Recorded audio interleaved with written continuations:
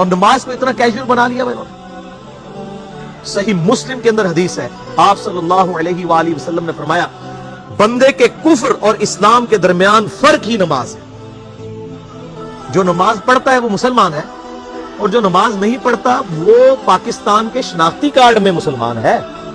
اللہ کی ڈیفینیشن میں وہ عملاً کافر ہے۔ صحیح مسلم انٹرنیشنل نمبرنگ کے مطابق 246 نمبر حدیث ہے، آپ جا کے پی ڈی ایف کھول لیں، اسلام 360 میں جا کے 246 نمبر حدیث صحیح مسلم کتاب الایمان چیپٹر میں کھول کے دیکھیں کہ بندے کے کفر اور اسلام، شرک اور اسلام کے درمیان فرق ہی نماز۔ آپ بے شک اپنے آپ کو مسلمان کلیم کرتے رہے، لیکن وہ شناختی کارڈ والا مسلمان ہے، نکاح طلاق والا مسلمان ہے، اس کا جنازہ بھی پڑھ دیا جائے گا، پیدا ہوگا اذان بھی دے دی جائے گی، اللہ کے حضور وہ مسلمان نہیں ہے، وہ بس کلمے کا ہی ہم احترام کرتے ہیں، ادروائز تو عملاً کافر ہے وہ۔ اسی طریقے سے جامعہ ترمذی میں حدیث ہے، سنن نسائی کے اندر حدیث ہے، سنن ابن ماجہ کے اندر حدیث ہے کہ آپ صلی اللہ علیہ وآلہ وسلم نے فرمایا جس نے نماز چھوڑ دی گویا اس نے کفر کیا، من ترک الصلاۃ متعمدا فقد کفر۔ اس سے زیادہ اور کیا سخت بات کی جائے کہ کسی کو یقین ہے کہ جس نے جان بوجھ کے نماز چھوڑ دی اس نے کفر۔ آپ جان بوجھ کے یہ نہ سمجھیے گا کہ میں بال بچیاں دے کمائی کرتا رہنا تھا، منو ٹائم نہیں ملتا۔ جان بوجھ کی ڈیفینیشن بھی نبی علیہ السلام نے بخاری اور مسلم میں موجود ہے کہ اگر کوئی شخص بے ہوش ہو جاتا ہے یا سویا رہ جاتا ہے، یہ دو آپشنز ہیں، یا تیسرا آپشن ہے وہ بھول جاتا ہے، تو جیسے یاد آئے اسی وقت وہ والی نماز پڑھ لے۔ لیکن جو شخص دنیا کو ٹاپ پرائورٹی مانتا ہے، اپنا آفس چھوڑنے کے لیے تیار نہیں، اپنا کلینک چھوڑنے کے لیے تیار نہیں ہے، اور اپنی دکان چھوڑنے کے لیے تیار نہیں ہے نماز کے لیے، تو ظاہر ہے کہ وہ تو اپنے آپ کو دھوکہ دے رہا ہے۔ اللہ تعالیٰ تو اپنے معاملات کے اندر بالکل اسٹریٹ فارورڈ، بالکل یہ ذہن میں رکھ لیں۔ جامعہ ترمذی میں صحیح سند کے ساتھ موجود ہے، عبداللہ بن شفیق تابعی رحمہ اللہ تعالیٰ کہتے ہیں کہ صحابہ کرام علیہم رضوان صرف نماز کے چھوڑنے کو ہی اعمال میں سے کفر سمجھتے تھے، یعنی وہ کسی کو نماز پڑھتا ہوا دیکھتے تھے تو کہتے تھے یہ مسلمان ہے، اور کسی کو نماز پڑھتا ہوا نہیں دیکھتے تھے تو وہ کہتے تھے یہ کافر۔ یہ جامعہ ترمذی ہے، یہ کوئی سٹوری بک نہیں میں سنا رہا آپ کو۔ مسند احمد میں صحیح سند کے ساتھ حدیث ہے،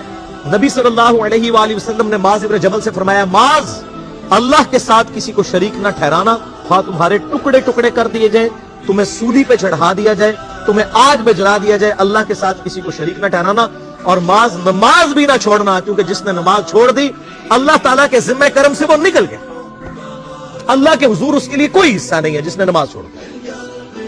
کتنا کریٹیکل ایشو ہے۔ اور اسی طریقے سے مسند احمد میں یہ ایک اور حدیث ہے کہ آپ صلی اللہ علیہ وآلہ وسلم نے فرمایا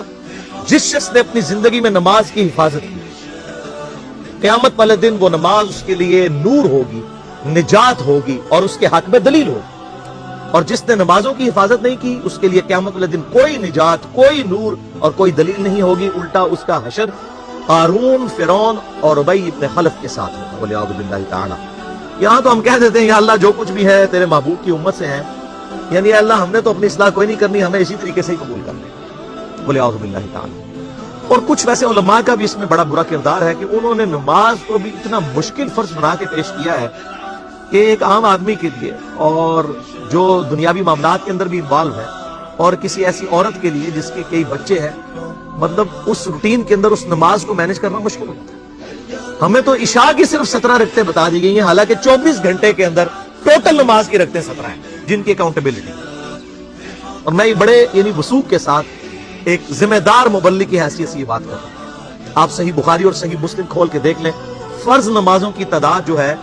وہ 5 آئی ہے، اور ان کی رکعتوں کی تعداد بھی بیان ہو گئی ہے، فجر کے 2 فرض، ظہر کے 4 فرض، عصر کے 4، مغرب کے 3 اور عشاء کے 4، اور سفر میں سارے